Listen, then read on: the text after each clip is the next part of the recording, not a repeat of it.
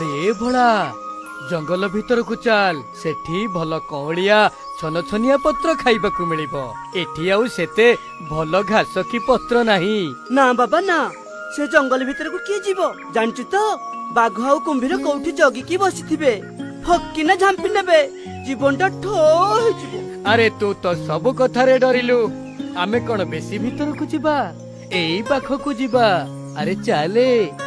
ହଉ, ତୁ ଆଗରେ ଚାଲେ, ମୁଁ ତ ପଛେ ପଛେ ଯିବି। ଠିକ ଅଛି ଭୋଳା, ଆସେ।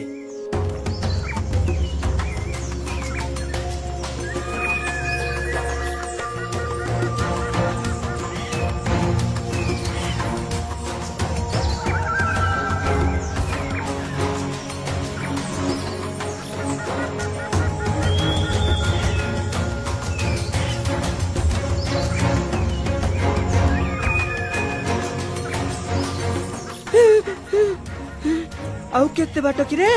ଜଙ୍ଗଲ ଭିତରକୁ ତ ବହୁତ ପଳେଇ ଆସିଲାଣି। ଆରେ କିଛି ହବନି ରେ, ଆଉ ଟିକେ ଆଗରେ ତ ଅଛି।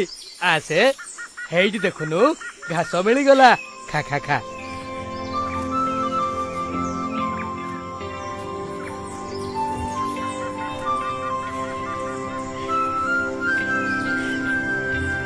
ହଉ, ସେତିକି ଥାଉ, ସଞ୍ଜ ନଈ ଆସିଲାଣି।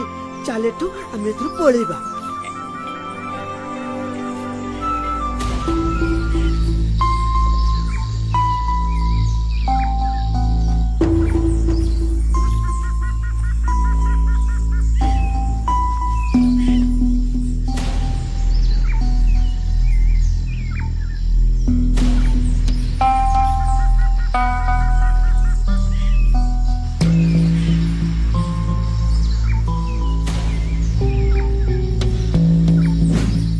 ଆରେ ବୁଦ୍ଧିଆ, କଣ ସେତେବେଳୁ ଖାଲି ଘିରି ଘିରି ହେଇ ବୁଲୁଛୁ?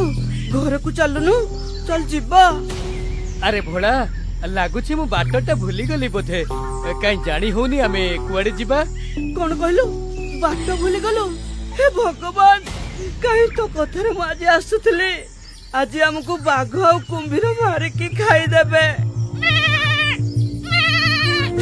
ଆରେ କାହିଁ ଗୋଟେ ମେ ହଉଛୁ କହିଲୁ? କିଛି ହବନି ଆମର, ମୁଁ କଣ ଗୋଟେ କରୁଛି ରହ।